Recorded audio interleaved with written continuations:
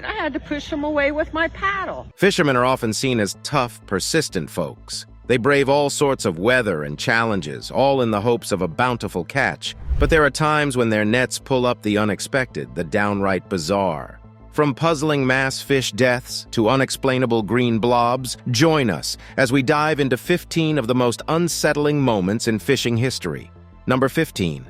Creepy-looking fish.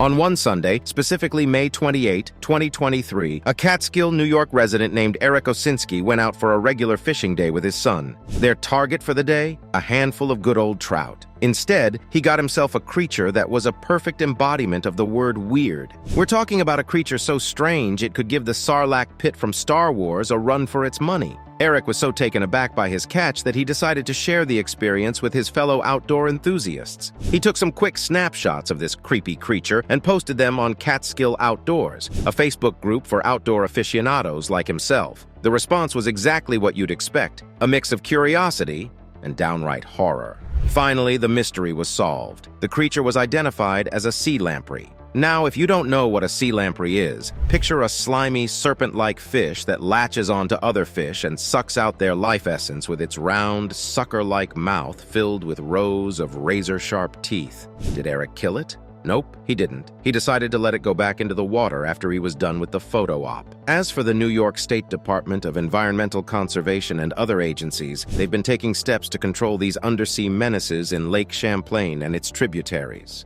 Number 14. Gigantic diamondback squid. So there's this fisherman by the name of Niko Ederovich. This isn't your everyday kind of guy. He's not into sitting on the riverbank hoping to catch a trout or two. No, Niko is a commercial fisherman. He hails from Hilo Harbor, Hawaii, and let us tell you, Niko and his crew came across something out of this world. So it's February 1, 2023. Niko and his boys are out there in the dark blue depths of the ocean. We're talking about 6,000 feet deep here. So they're out there when something strange catches their eye. At first, they think, hey, it's a manta ray. As the creature got closer to the boat, they realized they were dealing with something much, much more unusual. A gigantic squid. But not just any squid. This was a diamondback squid, characterized by that distinctive diamond-shaped fin. Niko tried to hook this behemoth, but it slipped away, plunging back into the deep. Then, out of the blue, the squid popped back up. This time, Niko used a gaff, a long pole with a wicked sharp hook at the end. He stabs the giant in the head, pulls it on board. The thing was a real monster, the biggest squid he'd ever seen, and heavy as heck. It was so slippery and enormous that it took 4 men just to lift it.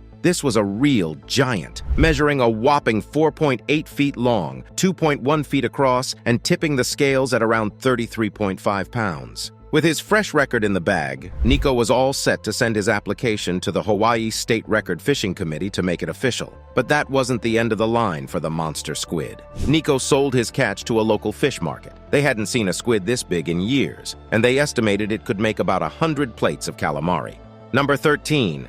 9-foot bluefin tuna. You know, some creatures on this planet are just born to impress. And let us tell you about one of these remarkable beings, the Atlantic bluefin tuna. They're not your average, everyday tuna you find canned in your local grocery store. No, these are the showstoppers of the sea. They can hit lengths of 15 feet and weigh over a massive 1,500 pounds. Now there's this one guy, Simon Beatty, who hit the fishing jackpot when he landed a monstrous 900-pound bluefin tuna in Welsh waters. It was October 10, 2022. He was fishing with his buddy Jason Knott off the Pembrokeshire coast when this 9-foot giant of a fish decided to bite. The battle that ensued between man and fish lasted an exhausting hour and a half, but finally, they managed to bring the gigantic tuna alongside their boat. They snapped a quick photo, took its measurements, and then watched as the fish swam off into the blue. But Simon's catch isn't the only awe-inspiring tuna story around. In September of 2022, there was an incident where a colossal 9.4-foot bluefin tuna, weighing in at a staggering 1,000 pounds, was seized from a Massachusetts charter boat. They were illegally fishing in Rhode Island waters, and the fish ended up being sold to a licensed dealer. And then there's the story of Michelle Bantzowicz-Sikal, a Virginia woman who made headlines in February 2021 when she reeled in a 9.5-foot bluefin tuna. Her catch weighed 601 pounds, and she landed it off the coast of North Carolina. Number 12. Dead humpback whale. Have you ever heard the haunting song of a humpback whale? These marine mammals are truly remarkable. They can reach a length of 16 meters and tip the scales at about 3,600 kilograms. But here's where the story takes a turn. You see, these magnificent creatures, they're grappling with some major threats due to us humans. The red flag that made everyone sit up and take notice was when dead humpback whales started washing up on the east coast of the United States. Now, this wasn't just a one-off event. NOAA reported a total of 178 humpback whale deaths from January 2016 to January 2023. Let us tell you about this one heart-wrenching case. On February 16, 2023, a dead humpback whale washed up on a New Jersey beach. The 35-foot juvenile female was first spotted floating offshore 5 days earlier. A necropsy done by NOAA found that the whale had been hit by a vessel either before or after it died. But with the body being significantly decomposed, the exact cause and time of death couldn't be nailed down. Unfortunately, this wasn't a standalone incident. New Jersey had seen 5 humpback whale strandings in 2023 alone, which is unusually high for the state. Other states along the East Coast also witnessed a hike in the number of humpback whale strandings. In 2023 itself, there were 10 such strandings reported along the Atlantic coast. Why is this happening, you ask? Scientists and officials are scratching their heads trying to crack this mystery. Some point fingers at offshore wind farms, blaming noise pollution from seismic surveys or construction activities. But NOAA made it clear. There's no evidence to back this claim. We need more research to understand what's really going on. Number 11. Mummified mermaid. Have you heard of the mystery of the mummified mermaid in Asakuchi, Japan? Hidden within a box in Enjuin Temple, a curious letter held the key to this mermaid's past. Caught between 1736 and 1741 by a fisherman off Kochi Prefecture, this odd creature was initially mistaken for a mere unusual fish. Little did that fisherman know he'd netted a mermaid. But after selling it in Osaka, the letter tells us, the author's ancestors snapped it up, turning it into a treasured family possession. But here's the twist. That letter stays tight-lipped on how this mermaid ended up at the Enjuin Temple. This centuries-old puzzle stumped even the temple's chief priest, Kozenquita. But he swears by the mermaid's miraculous powers. There's even a myth that its flesh could grant immortality. This is no towering Ariel we're talking about. It's a pint-sized wonder, all 12 inches long. Picture a human-like face paired with a fish-like tail. 2 little hands held up to its grimacing face, head adorned with hair, mouth filled with sharp teeth, all safely preserved behind a glass case, nestled in a fireproof safe inside the temple. This mermaid has been the center of curiosity, attracting researchers and inquisitive visitors over the years. Some even link it to mythical creatures from Japanese folklore, like the beak-faced, triple-tailed amabi, or the ningyo, a fish sporting a human head. But science has burst this bubble. The mermaid isn't a real creature, but a cleverly crafted artifice. A team from Kurashiki University of Science and the Arts delved into the mystery, subjecting the mermaid to CT scans and DNA analysis. Their findings? It was made of paper, cloth, and cotton with no hint of a skeleton. Attached to this figure were fish fins, bones, teeth, and even mammal hair. It was dated to the late 1800s, suggesting it was crafted to cater to Western tourists or collectors. Number 10. Dead fish. All right, here's a story that's going to blow your socks off. It all starts with the Margiris, the second largest super trawler in the world. It stretches over 140 meters long and can process a mind-boggling 250 tons of fish a day. It's owned by the Pelagic Freezer Trawler Association, or PFA, a group of European fishing companies who love to boast about their sustainable fishing practices. But let's just say, not everyone's a fan of theirs. So now it's February 4, 2022, the environmental activists were flying a drone over the Atlantic Ocean off the coast of France. And what do they spot? An enormous spill of dead fish.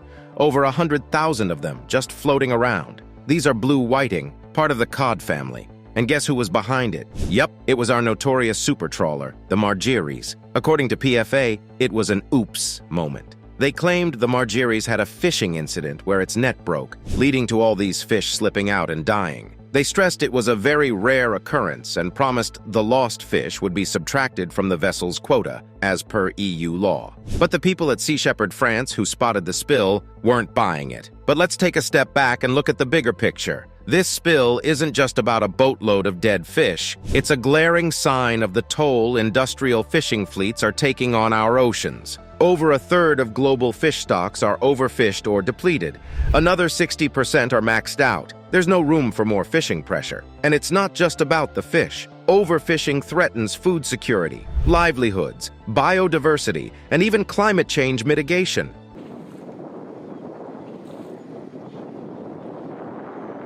Number 9. Fishermen struck gold. So there's this stuff called ambergris, which is a waxy material that sperm whales cough up when they swallow something they can't digest, usually squid beaks. We know it sounds gross, but wait till you hear this. Fresh ambergris stinks to high heaven, but after it ages a bit, it takes on this sweet, musky aroma that makes perfume makers go bananas. We're talking thousands of dollars for just a pound of this stuff. The price depends on how old and high quality it is. Now let's wind back the clock to June 2021, when a group of 35 fishermen in Yemen stumbled upon a real jackpot. Floating in the Gulf of Aden, they spotted a dead sperm whale. They figured they might salvage some meat or oil from the giant creature, so they towed it ashore and cracked it open. But what they found inside wasn't just meat or oil, it was a massive lump of ambergris, weighing a whopping 280 pounds. Can you believe what that ambergris was worth? They estimated it to be worth a staggering $1.5 million.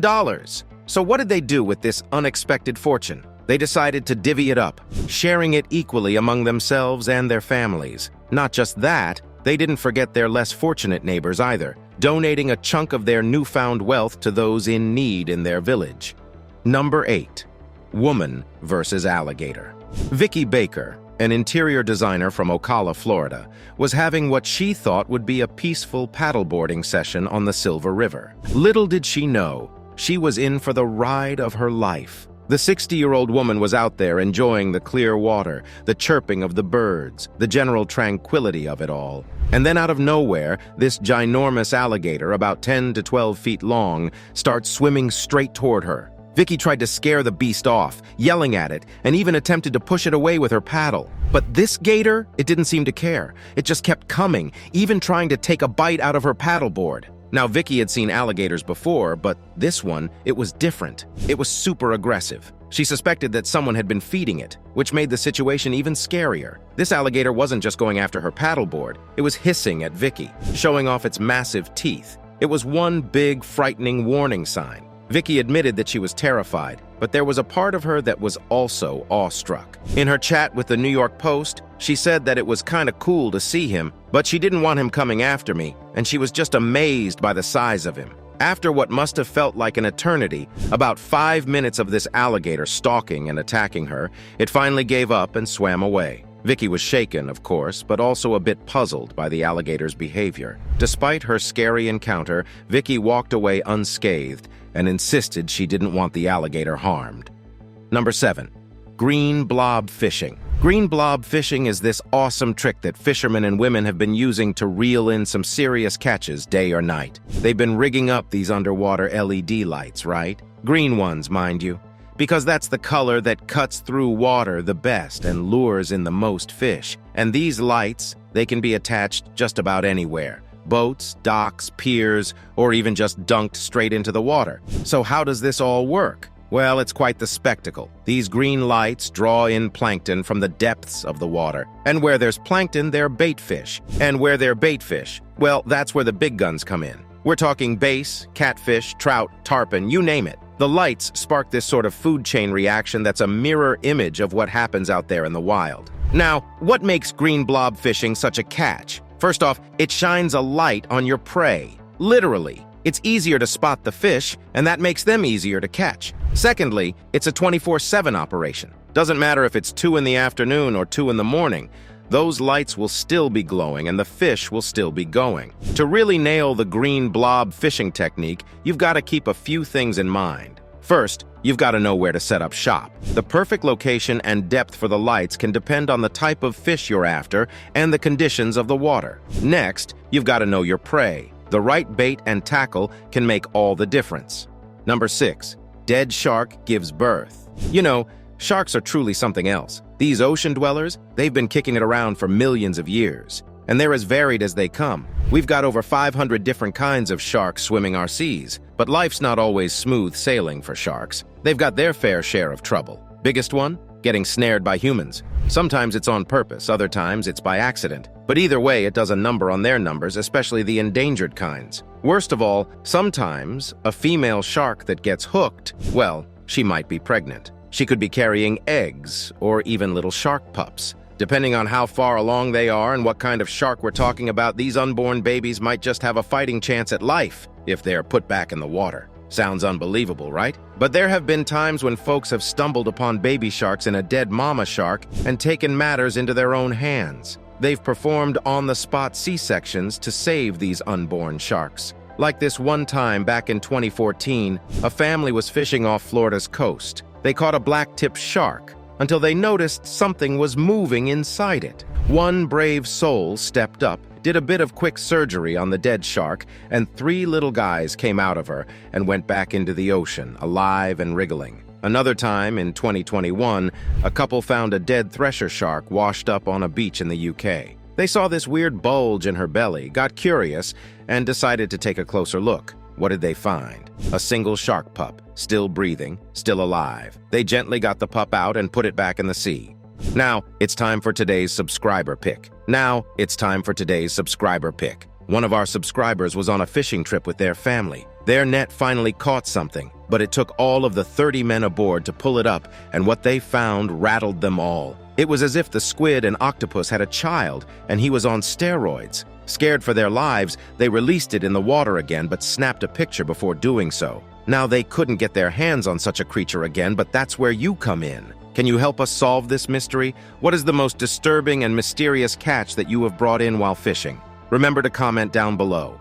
Number 5. Sewer fishing. Well, here's a story that'll make you double take. You've heard of fishing in the ocean, lakes, or rivers, right? But get this, there are some daredevil hobbyists out there who have taken fishing to a whole new and quite frankly bizarre level. We are talking about sewer fishing. Now, you might be wondering how fish end up in storm sewers. When it rains cats and dogs, all the water has to go somewhere, right? So it all gets directed to these sewers and then to nearby bodies of water like rivers, lakes, or ponds. Along the way, some fish get swept up in the ride and end up trapped in these murky, dark storm sewers. Now, what kind of people take up this, peculiar pastime? Well, let us tell you about a young fellow named Kyle Negley. Down in Katy, Texas, he's made a name for himself as the Fish Whisperer on YouTube. His method is pretty straightforward. A 20-pound line, a number 6 circle hook, and a piece of hot dog as bait dropped through a hole in the sewer lid. He waits for a bite, and the moment his line stands upright, he knows he's got a catch. Then it's a matter of reaching in, grabbing the fish, and pulling it out. Mostly, he lets them go after he's caught them. His biggest catch? About 3 pounds, which is not too shabby for sewer standards.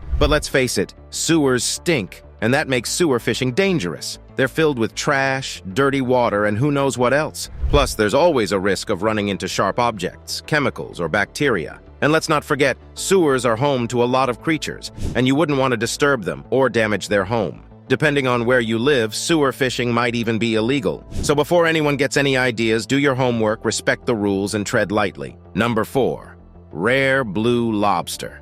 Bet you've seen a lobster or two in your time, right? Reddish-brown, clambering around in a restaurant tank. But let us tell you about a kind of lobster you might not have come across. The blue lobster. Yes, you heard it right. A lobster that's as blue as the deep sea. They're super rare, a true spectacle of nature, with odds of spotting one being 1 in 2 million. What makes these lobsters blue? Well, they've won the genetic lottery. They churn out a lot of a protein called crustaceanin, which teams up with a pigment called astaxanthin, and voila, you've got a blue lobster. Now let's talk about a lucky fisherman, Morgan Bizek, who netted one of these blue beauties off the coast of Jersey, an island in the English Channel. He was out fishing with his father and brother, and among the 400 pots they hauled up, there was this stunning cobalt blue lobster. Now Morgan, he'd never seen anything like this before. And instead of popping this rare catch into the pot for a lobster bisque, he decided to let the little guy go, hoping it would live long, reproduce, and spread some of that blue magic to its offspring. But it's not just in Europe that these blue lobsters are making waves. A father-son fishing team in Maine, USA, netted a blue lobster while fishing off Peaks Island. They named it Lucky Blue and took it to a local family-owned restaurant. Becky Rand, the owner, decided to let her customers feast their eyes on Lucky Blue before releasing it back into the sea after a couple of weeks. She was hoping Lucky Blue would find a mate, and make more little blue lobsters. Number 3. Noodling. You've heard of fishing with rods and nets, right? But what about noodling? That's right, noodling. It's a hands-on, quite literally, type of fishing where you ditch all the gear and rely only on your hands or feet to catch fish, particularly catfish. An age-old practice traced back to Native Americans, it's still happening today, mostly in the southern states of the U.S. Back in 1989, Jerry Ryder, a champion noodler from Oklahoma, was invited to demonstrate his noodling prowess on the David Letterman show. And boy, did he bring a showstopper. A 60-pound catfish, caught single-handedly, quite literally again. In 2001, Bradley Beasley rolled out a documentary called Okie Noodling, putting the spotlight on the history and culture of noodling in Oklahoma. The film followed the journey of noodlers as they geared up for the annual Okie Noodling tournament. The prize? Accolades for the biggest catfish caught by hand. The documentary was a hit, even inspiring a sequel in 2011. The noodling world had another big moment in 2013. Lucy Millsap, a 19-year-old cheerleader from Texas, caught a whopping 72-pound flathead catfish with her bare hands at the Okie Noodling tournament. Not only did she win, but she also became the first woman to do so. There was a bit of a stir with some male competitors crying foul, but Millsap stood her ground. She said she had been noodling since she was a 5-year-old under her father's guidance. And her win? She wanted it to inspire other women to try noodling. Number 2, shark versus man. It's time to talk about sharks, fishermen, and some cameras that luckily were in the right place at the right time. Back in 2015, off the coast of Port Lincoln in South Australia, a bunch of Australian anglers found themselves face to face with a great white shark. Not just any shark, though. This one was a giant. We're talking 18 feet long and weighing over 2 tons. All she wanted was a piece of the tuna bait the fishermen had hooked on their line. This enormous beast wasn't just going away, though. Nope. She stuck around for a good 40 minutes, circling the boat, even taking a bite or two at the fishing gear. And get this, she gave the boat a friendly little nudge with her nose. The fishermen, in a mix of awe and fear, managed to capture this spectacle on camera, sharing it online for everyone to watch. The best part? This was the legendary Joan of Shark, one of the largest of her kind ever recorded. Tagged by researchers a year prior, Joan is a bit of a local celebrity around Port Lincoln, a popular spot for shark tourism. The fishermen, though a bit shaken, felt privileged to have witnessed such a majestic creature up close and unharmed. Fast forward to 2017. We're now in Cape Cod Bay, Massachusetts, with 2 fishermen on the hunt for striped bass. Suddenly, they spot a large dorsal fin cutting through the water. This was no ordinary fish. It was another great white shark, even bigger than our friend Joan, measuring about 20 feet and weighing over 3 tons. With impressive agility and speed, the shark launched itself towards the rail of their boat, showing off its gills and teeth, even trying to snatch their catch. The fishermen, while initially shocked, found themselves mesmerized by the sheer beauty and power of the creature.